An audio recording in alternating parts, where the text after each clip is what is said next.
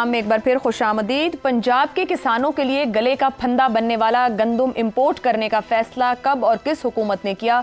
सरकारी रिपोर्ट के मुताबिक अगस्त 2023 से मार्च 2024 तक 330 अरब रुपए की गंदुम दरामद की गई, जिसमें से 13 लाख मैट्रिक टन गंदुम में कीड़े पाए गए।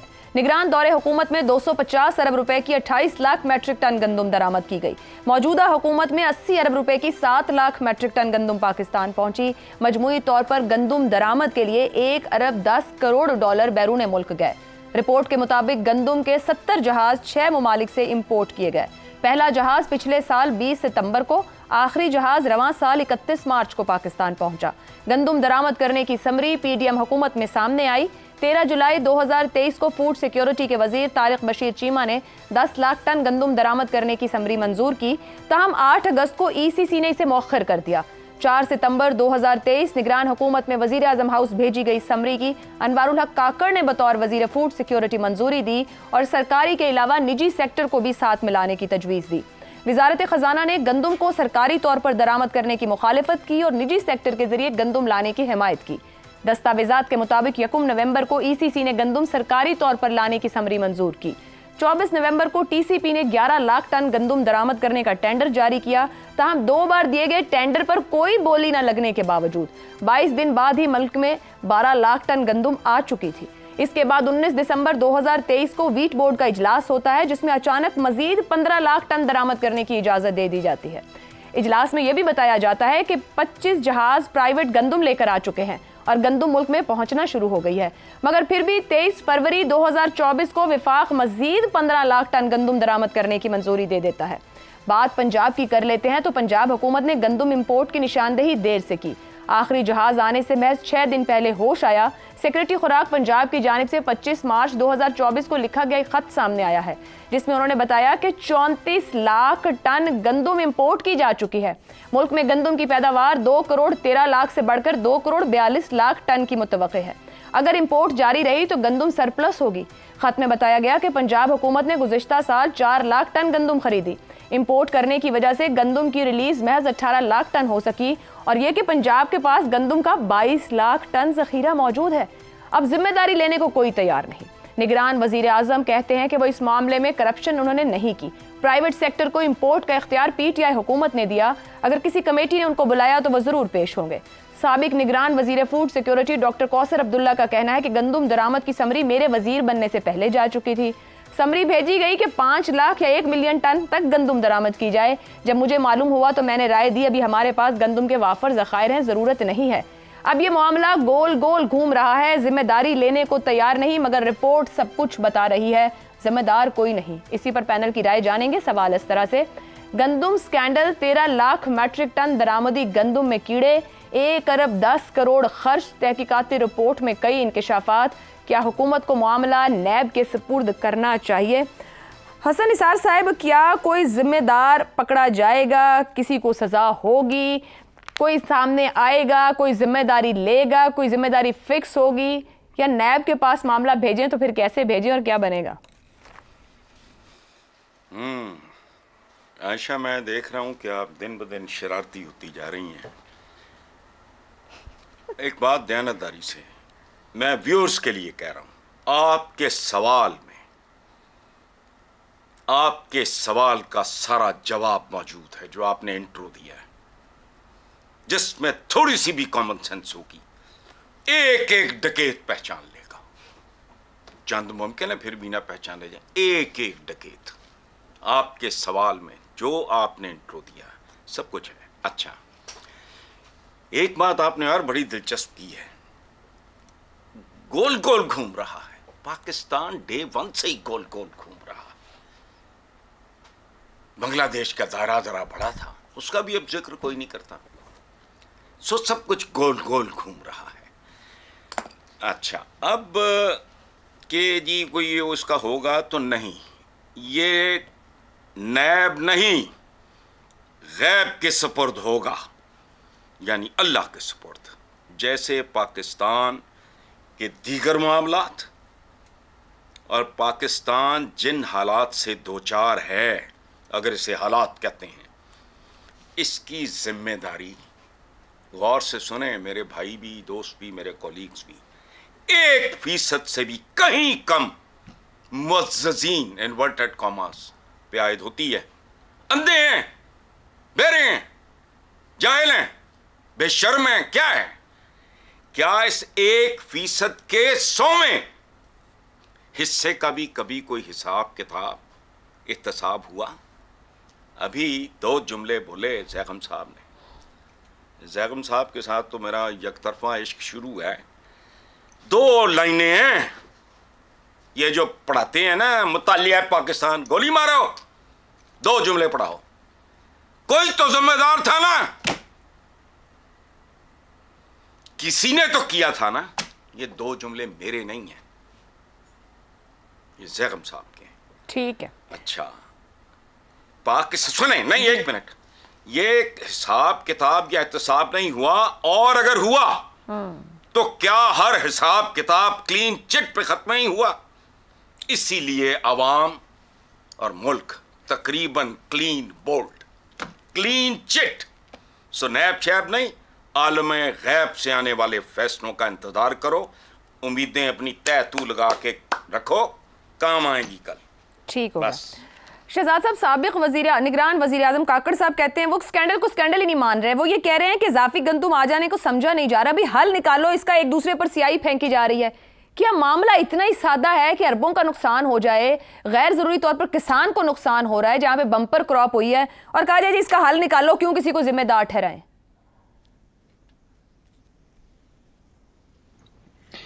आयशा, जो आपका सवाल का जवाब सिर्फ एक चीज के अंदर है, और वो भी मुझे भी ज़ैगम साहब को कोट करना को दिल कर रहा है। 2 दिन पहले, 3 दिन पहले उन्होंने जिक्र किया, उन्होंने कहा जहां माफिया अशराफिया बन जाए तो फिर वहां पे यही कुछ हुआ करता है जिसका आपने इतना रोना रोया अपने इब्तिदाइये में। तो माफिया पाकिस्तान का अशराफिया है आज, और अशराफिया ही माफिया है। जितने नाम लिए गए, चाहे वो काकड़ हैं, चाहे वो शरीफ हैं, चाहे वो चीमे हैं, चाहे कुछ और है, ये सब के सब वो लोग हैं जो इस वक्त असेंबलियों में बैठे हुए हैं। बशीर चीमा साहब, तारिक बशीर चीमा साहब बड़े इसके मिनिस्ट्री फॉर फूड एंड उसके बड़े ज़बरदस्त वो बंदे थे, लेकिन वो एक ऐसी बेल्ट में चले गए जहां पर अब शुगर बेल्ट का ताल्लुक है उससे। तो गंदम को तो तबाह करना है ताकि शुगर बेल्ट जो है वो ज्यादा प्रोड्यूस करे। वो जब ज्यादा प्रोड्यूस करेगी तो गन्ना तो आपको 10 पैसे फीमान भी मिल जाएगा, क्योंकि इतना गन्ना हो जाएगा। तो ये सारी की सारी खेल है जो खेली जा रही है। इस साल गंदम के साथ हुआ है, अगले साल ये, क्योंकि गंदम वाले अब गन्ना लगाएंगे और गन्ना इतना हो जाएगा कि अगले साल जो मिलों वाले जो है इनके बारे न्यारे हो जाएंगे, सस्ता गन्ना मिलेगा, इतना फेंका होगा लोगों ने, कोई खरीदने वाला नहीं होगा। तो यही हाल गन्ने का होगा, इसी तरीके से चीनी का हाल होगा। ये है आपका माफिया और अशराफिया जहां मिलकर काम करते हैं। सवाल रहेगा आपका नैब का क्या करना है। नैब के तो दांत ही नहीं है, और नैब तो ड्राई क्लीनिंग की मशीन है। नैब से तो अब माफिया मिलती हैं, पाक साफ किया जाता है और वापस धुल धुला के जमीन पे वापस निकाल दिया जाता है। तो नैब सजा देने का इदारा तो नहीं है, ना वो कोई इन्वेस्टिगेशन करने का इदारा है, इसलिए नैब के पास तो बिल्कुल नहीं जाना चाहिए। पता है कौन है, लेकिन अब क्या किया जाए कि ये सब वो लोग हैं जो कि इस वक्त खुद ही ये काम, जिनका काम है, जिम्मेदारी है कि इंसाफ को लागू किया जाए और बाकी तबकों का भी ख्याल किया जाए। उसमें किसान भी हैं, उसमें गरीब लोग भी हैं, उसमें वो लोग भी हैं जो कि आटा इस्तेमाल भी करते हैं, चीनी इस्तेमाल करते हैं। चीनी का बहरान आने वाला है। ये मेरे कहने की बातें ये हैं कि ये वही ये पैसा खाने वाले, बनाने वाले, ये कमाने वाले, ये वो माफियाज जिन्होंने इस मुल्क को माफियास्तान बनाया हुआ है। ठीक हो गया। और वो बदमाशिया कहते हैं, मैं माफिया और अशराफिया को मिला के कहता हूं कि बदकिस्मती हमारी ये है कि हम इनके हाथों में इस वक्त फंस चुके हैं और खेलते जा रहे हैं, और वो हमसे खेलते जा रहे हैं और हम खिलाए जा रहे हैं। मैं आपको एक बार फिर खुशामदीद कहेंगे। ज़ैगम साहब, तहकीकाती रिपोर्ट किसी फिल्मी कहानी की तरह लगती है कि कौन जिम्मेदार है, क्या हो रहा है, कि बस गंदुम आई जा रही है, संभालने को भी जगह नहीं, हुआ क्या है? कोई जिम्मेदार नहीं है। मैं काकड़ साहब से मुकम्मल इत्तफाक करता हूं, कोई स्कैंडल नहीं है ही नहीं। देखिए, जुर्म के लिए सोशियोलॉजी में एक लफ्ज इस्तेमाल होता है, डेवियंस। और डेवियंस का मतलब होता है जो माशरे की रिवायत है, जिस तरह माशरा बना हुआ है, जिस तरह से वहां की रिवायात हैं, स्टैंडर्ड्स हैं, नाम, उसके खिलाफ कोई काम हो, तो उसको कहते हैं जुर्म। यहां कौन सा ऐसा काम है जो नया हुआ है? यहां तो वही कुछ हुआ है जो हर साल होता है, हर क्रॉप पे होता है और हर रोज होता है। सिर्फ इस दफ़ा ये हुआ कि ये किसान जो हैं इस दफ़ा ज़रा शोर उन्होंने ज़्यादा मचा दिया है, ज़रा ये होल होल मच गई है। इसके अलावा तो कोई फ़र्क नहीं है। गन्ने की बात शहजाद साहब ने अभी कर दी। मैं आपको कपास का बता देता हूँ। दहाइयों तक कपास किसान से इतनी सस्ती ली गई कि धागा बना बना के जो आपकी ये माफिया है, टेक्सटाइल माफिया, खाली सूतर बना बना के बाहर फेंकती थी। सूतर पर टैक्स लगता था, डंपिंग ड्यूटी। वो कहते थे तुम लागत से कम पे फेंक रहे हो, इतने में कपास कैसे मिल सकती है, तुम डंप कर रहे हो। और वो डंपिंग ड्यूटी देकर भी इतने पैसे कमाते थे कि उन्होंने कभी कपड़ा बनाने का भी नहीं सोचा था। ये किसान के से वसूल किया जा रहा था। गंदम, ये भी कोई नई कहानी नहीं है, हर साल होता है। अभी आप देखिए कि दो तरह से कीमतें मैनिपुलेट हुई। आपको सप्लाई एंड डिमांड का सिंपल प्रिंसिपल मालूम है। एक तो काम यह किया गया कि जो पिछली हुकूमत है, इनफैक्ट ये भी 3 हुकूमतों का कारनामा है, उन्होंने सप्लाई ज्यादा कर ली। और जब थोड़ी सी भी डिमांड से सप्लाई ज्यादा हो तो कीमतें क्रैश कर जाती हैं। फिर मौजूदा हुकूमत के कारनामे को तो ना भूलें ना, ये सब पिछलों पे डाल रहे हैं। ठीक, इन्होंने डिमांड का रास्ता बंद कर दिया, इन्होंने खरीदा नहीं। एक तरफ मार्केट ओवर सप्लाइड, दूसरी तरफ से ये शहजादे लेने को तैयार नहीं। तो अब तो माशाल्लाह सारी जो है गंदम जा चुकी है, तकरीबन सब गंदम जा चुकी है चहीतों के पास, फ्लावर मिल वालों के पास जा चुकी है, आड़तियों के पास जा चुकी है। तो अब बढ़ा दें कीमतें, अब बढ़ जाएंगी। किसान ना बर्बाद होना उसके तो मुकद्दर में लिखा है, या गरीब ने बर्बाद होना है और अमीर ने और अशराफिया ने बनाना है और कमाना है।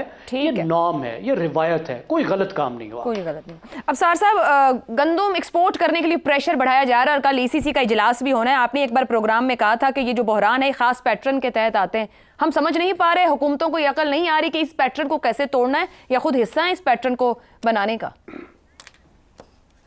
मैं तो सर धुन रहा हूं अपना। अभी तक पिछले सेगमेंट में हम कह रहे थे रिटायर्ड जनरल फैज जो है वो बेचारा क्या बेचता है, उसके पल्ले है ही कुछ नहीं।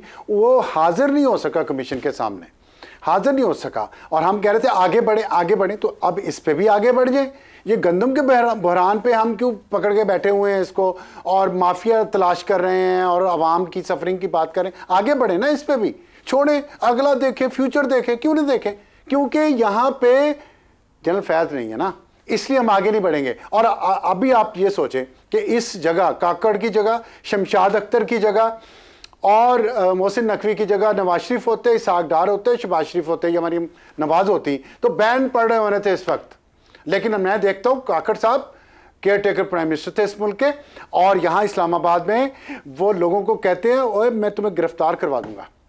सेनेट के दूसरे को कहते हैं सेनेट के इर्द गिर्द मुझे तुम नजर नहीं आना चाहिए, मैं तुम्हारा तबादला करवा दूंगा। अभी कह रहे हैं ये क्यों? क्योंकि उनका कबीला फैसल वावडा के मुताबिक बहुत मजबूत कबीला है, शमशाद अख्तर का, काकड़ का, मोहसिन नकवी का। कुछ नहीं होगा इसलिए कि कबीला मजबूत है। वो कबीला जिसका जनरल फैज कहता है मैं नहीं आता, मैं नहीं अपील होता, कर सकते हो जो कर लो। तो ये शहबाज शरीफ भी बेबस हैं, आप कह रहे हैं। वो भी निगरान दौर की नहीं बल्कि अपने इस हालिया दौर की इंक्वायरी जा रहे हैं। बिल्कुल बेबस हैं जी, बिल्कुल बेबस हैं।